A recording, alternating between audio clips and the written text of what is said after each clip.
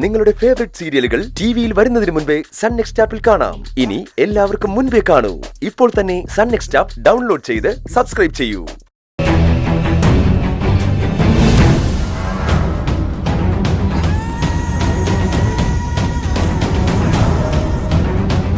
പ്രണവ് വല്ലാത്ത ടെൻഷനിലാണെന്ന് തോന്നുന്നല്ലോ.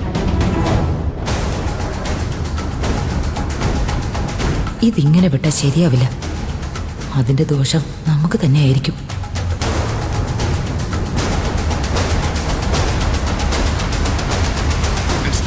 മീൻ പിടിക്കും ഇല്ലേ? അപ്പൊ ഞാൻ പറഞ്ഞതിന് എന്നോട് നിങ്ങൾ ക്ഷമിക്കണം. എനിക്ക് കുടുംബം എന്ന് പറഞ്ഞാൽ ജീവനാണ്, അറിയോ?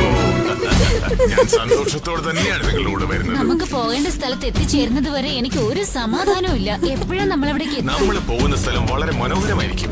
എല്ലാവർക്കും അത് കാണാൻ ആകാംക്ഷയാണ്. ഈ കാർട്ടൂൺ നല്ല രസമുണ്ടല്ലേ ശിവാനി? പിന്നല്ലാതെ ഇത് കണ്ടല്ലേ ചിരിച്ചിരിച്ച് ഊപ്പാട് വരുന്നേ. കണ്ടില്ലേ ആ എലിയെ കാട്ടിൽ തനിച്ചാക്കിട്ട് പൂച്ച എസ്കേപ്പ് ആയി കളഞ്ഞത്. ആ മിക്കവാറും നിന്റെ ജീവിതത്തിലും ഇത് തന്നെ സംഭവിക്കും. ഞാൻ വെറുതെ പറഞ്ഞതല്ല. നീ ഇവിടെ കാർട്ടൂൺ കണ്ട് രസിച്ച് അവിടെ ഇരുന്നോ. ഈ കണക്കിന് പോയാ നീ ഏതെങ്കിലും കാട്ടിൽ തനിച്ചാവുകയും ചെയ്യും.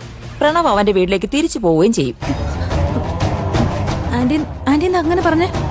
ആ പ്രണവ് ഇപ്പൊ എന്തെടുക്കാന്ന് നിനക്ക് വല്ല ഐഡിയ ഉണ്ടോ? പ്രണവ് മുറി കാണൂലേ? കുന്തം. അവനെ ദേ അവിടെ ഒറ്റയ്ക്ക് നിന്ന് ടെൻഷൻ അടിച്ച് എന്തൊക്കെ ആലോചിച്ച് കൂട്ടുവാ. അവന്റെ മനസ്സിലിപ്പൊ എന്താന്ന് ഭാര്യയായ നിനക്ക് വല്ല പിടിയുണ്ടോ? അതിന് ബിസിനസിന്റെ കാര്യങ്ങളായിരിക്കുമല്ലോ ആലോചിക്കുന്നത്. എവിടുന്ന് തുടങ്ങണം, എങ്ങനെ തുടങ്ങണം, എങ്ങനെ വിജയിക്കണം, അങ്ങനെ ഒരുപാട് കാര്യങ്ങൾ ആലോചിക്ക് കാണുമല്ലോ. കുന്തമാണ്, ഒന്നുമില്ല. അവനിപ്പോ ആലോചിക്കുന്നതേ എങ്ങനെ വീട്ടിൽ തിരിച്ചു കയറാന്നായിരിക്കും. തിരിച്ചു കയറാനോ? ഞാനില്ലാതെയോ? തനിച്ചോ? ആ പിന്നല്ലാതെ. നിന്നെയും കൊണ്ടു ചെന്ന ഈശ്വരമംഗലത്തുകാര് തിരിച്ചു കയറ്റത്തില്ലല്ലോ. ഒറ്റയ്ക്കായാലും തിരിച്ച് വീട്ടിലേക്ക് കയറണമെന്ന ചിന്തയായിരിക്കും ഇപ്പൊ പ്രണവിന്റെ മനസ്സിൽ. അത് പറ്റില്ല. അങ്ങനെയൊന്നും ചിന്തിക്കാൻ പോലും ഞാൻ സമ്മതിക്കില്ല. അവൻ അങ്ങനെ ചിന്തിക്കാതിരിക്കണമെങ്കിൽ ഏത് സമയവും ആശ്വാസം പകർന്നതിനൊപ്പം എരുതിയിൽ എണ്ണ ഒഴിച്ചുകൊണ്ട് നീയും ഉണ്ടാവണം അവന്റെ കൂടെ. അതറിയോ നിനക്ക്? വീട്ടിലേക്ക് തിരിച്ചു പോണോന്ന് ഒരു ചിന്ത പോലും അവന്റെ മനസ്സിലുണ്ടായ അത് മുളയിലേ നുള്ളാൻ ഏത് സമയവും നീ കൂടെ ഉണ്ടാവണം. അതാണ് ഒരു ഭാര്യയുടെ കടമ. അമ്മ, ചേട്ടൻ, അച്ഛൻ തുടങ്ങിയ വൃത്തികെട്ട ചിന്തകൾ അവന്റെ മനസ്സിൽ കയറി കൂടിയാ അവൻ നിന്നെ ഉപേക്ഷിച്ച് പോകുന്നുള്ളതിന് ഒരു സംശയവും വേണ്ട. ആന്റി അങ്ങനൊന്നും പറയില്ലേ. ഞാൻ പിന്നെ എന്താ ചെയ്യാ? എന്നും അവൻ നിന്റെ കൂടെ ഉണ്ടാവണമെങ്കിൽ ചെല്ല് അവന്റെ അരികിലേക്ക്. എന്നിട്ട് അവന്റെ മനസ്സിലിരിപ്പ് എന്താന്ന് ചോദിച്ചറിയേ. വേണ്ടാത്ത എന്തെങ്കിലും ചിന്തകൾ അവന്റെ മനസ്സിൽ മുള പൊട്ടുന്നുണ്ടെങ്കിൽ അതിനെ വളരാൻ അനുവദിക്കരുത്. ചെല്ല്.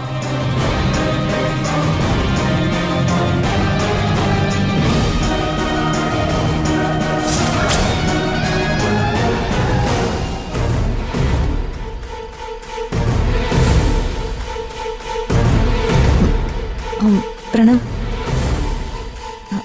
എന്തെങ്ങനെ ഇവിടെ ഒറ്റയ്ക്ക് നിൽക്കുന്ന? ഒന്നുമില്ല. എന്ത് വലിയ ആലോചനയിലാണെന്ന് തോന്നുന്നല്ലോ. ആലോചിക്കാതിരിക്കാൻ പറ്റുമോ? എല്ലാ കാര്യങ്ങളും ഒരു തീരുമാനം ഉണ്ടാക്കിയല്ലേ പറ്റൂ. ഇവന്റെ മനസ്സിൽ എന്തോ ഉണ്ടല്ലോ. ഒരു ചൂണ്ടിട്ട് കൊടുക്ക.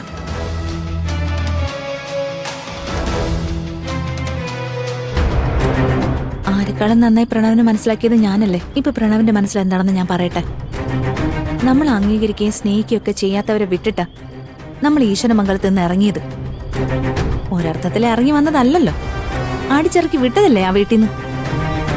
അങ്ങനെയുള്ള ആ കുടുംബത്തിന്റെ ഒരു ചില്ലി കാശോ സ്വത്തോ ഒന്നും ഇനി വേണ്ട. എല്ലാം ഗൗതമിന് വിട്ടുകൊടുത്തേക്ക. അതല്ലേ പ്രണവ് ഇപ്പൊ ആലോചിച്ചത്? സത്യമല്ലേ ഞാൻ പറഞ്ഞത്? അല്ല എന്താന്ന് വെച്ചാ പറഞ്ഞോ. ഞാനൊരിക്കലും തടസ്സം പറയില്ല. വേണമെങ്കിൽ എല്ലാം നമുക്ക് നിയമപരമായിട്ട് തന്നെ ഗൗതമിന് എഴുതി കൊടുത്തേക്കാം. വളരെ ശരിയാ നീ പറഞ്ഞത്. ബിസിനസ്സും സ്വത്തുക്കളും എല്ലാം സർവ്വതും നമുക്ക് ഗൗതമിന് എഴുതി കൊടുക്കാം.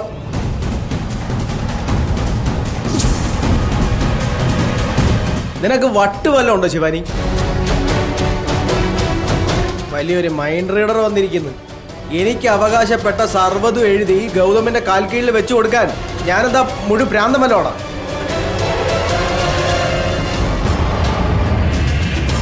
ഗൗതമേ, എവിടുന്നോ വന്നേറിയ ഒരു അനാഥന. ഈശ്വരമംഗലത്തെ ഗോപിനാഥനും പാർവതി അമ്മയ്ക്കും ജനിച്ച മകനാണ് ഞാനെങ്കിൽ സർവ്വതും ഞാൻ പിടിച്ചടക്കിയിരിക്കും. എല്ലാം എഴുതി കൊടുത്തിട്ട് പോവാൻ പറയാൻ നിനക്ക് എങ്ങനെ മനസ്സ് വന്നു ശിവാനി? ഇത്രയ്ക്ക് വലിയൊരു വിട്ടിത്തരം നിന്റെ വായിന്ന് വരുമെന്ന് ഞാൻ ഒരിക്കലും വിചാരിച്ചില്ല. പ്രണവേ, സത്യത്തിൽ ഞാനൊരു തമാശക്ക് പറഞ്ഞു പോയത് അത്.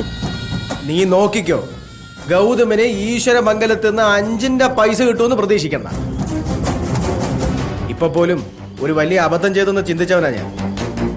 ഇറങ്ങി പോവാൻ പറഞ്ഞപ്പോഴേ ഞാൻ ആ വീട്ടിൽ നിന്ന് ഇറങ്ങിപ്പോരാൻ പാടില്ലായിരുന്നു. ആദ്യം ഈ അനാഥനെ ഇറക്കി വിടാൻ ആവശ്യപ്പെടണമായിരുന്നു. അതാണ് ഞാൻ ചെയ്ത ഏറ്റവും വലിയ മണ്ടത്തരം.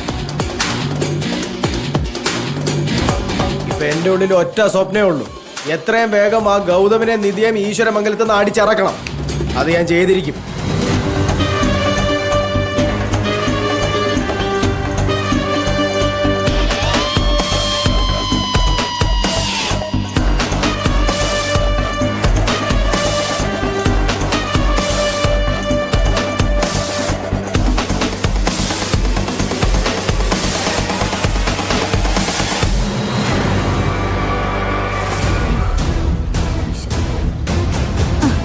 ആന്റി, ആന്റി പേടിച്ചതുപോലെ ഒരു പ്രശ്നമില്ല. ഈശ്വരമംഗലത്തേക്ക് മടങ്ങി പോകുന്ന കാര്യത്തിൽ പ്രണവ് ഉറച്ചു തന്നെയാ. പക്ഷേ അതാ ഗൗതമിനെ നിധി അവിടുന്ന് പുറത്താക്കിയിട്ടാണെന്ന് മാത്രം. നീ മിടിക്കുക ശിവാനി. കൃത്യമായി തന്നെ കാര്യങ്ങൾ ചോദിച്ചറിഞ്ഞ് അവന്റെ ഉള്ളിൽ ചികഞ്ഞെടുത്തല്ലോ. എപ്പോഴും പ്രണവിനെ ഇതുപോലെ വാച്ച് ചെയ്തോണം. അവന്റെ ഓരോ ചലനവും നീ മനസ്സിലാക്കണം, കേട്ടല്ലോ? അത് ഞാൻ ഏറ്റു ആന്റി. എനിക്ക് നിധിയുടെ മുന്നിൽ ജയിച്ചേ പറ്റൂ.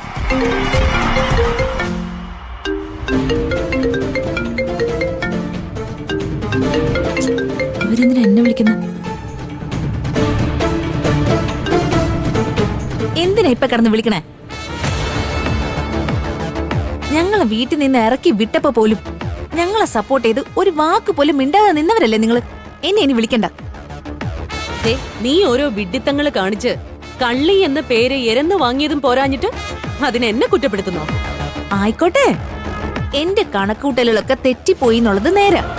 പക്ഷേ ആന്റി പോലും എന്നെ തള്ളി പറഞ്ഞപ്പോ എനിക്ക് വലിയ വിഷമമായി. ശിവാനി അങ്ങനെ ചെയ്യില്ലെന്നൊരു വാക്ക് പറഞ്ഞിരുന്നെങ്കിൽ ഞാനും പ്രണവും ഇപ്പോഴും ഈശ്വരമംഗലത്തുണ്ടായേനെ. നിന്നെ വിശ്വസിച്ചാലും ഈ വീട്ടിലുള്ളവർ എന്നെ വിശ്വസിക്കില്ല. അത് നിനക്കറിയാമല്ലോ. ആ എന്നെയാണോ നീ സപ്പോർട്ട് ചെയ്തില്ല എന്ന് പറഞ്ഞ് കുറ്റപ്പെടുത്തുന്നത്? സത്യം പറഞ്ഞ ആ സമയത്ത് നിന്നെ കൊന്നു തിന്നാനുള്ള ദേഷ്യം ഉണ്ടായിരുന്നു എനിക്ക്.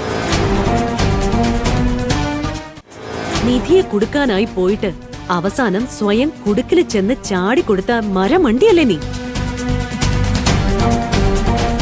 ഇവിടെ ഇപ്പൊ നടക്കുന്നതേ നിധിയുടെ വാഴ്ചയാണ്. അത് നിനക്കറിയോ? ആ രാജ്ഞിയുടെ വാഴ്ച അധിക നാൾ ഉണ്ടാവില്ല ആന്റി. പഴയതിന്റെ 100 ഇരട്ടി ശക്തിയില് ഞാൻ ഈശ്വരമംഗലത്തേക്ക് തിരികെ വരും. ആ ഇക്കണക്കിന് പോയാലേ നീ ഒരു ചുക്കം ചെയ്യില്ല ശിവാനി. കാരണം ഏത് കൊടുങ്കാറ്റിലും ചുവടിളകാത്ത വിധം നിധി ഇവിടെ വേറെ ആഴത്തിൽ ഇറക്കിക്കൊണ്ടിരിക്കുക.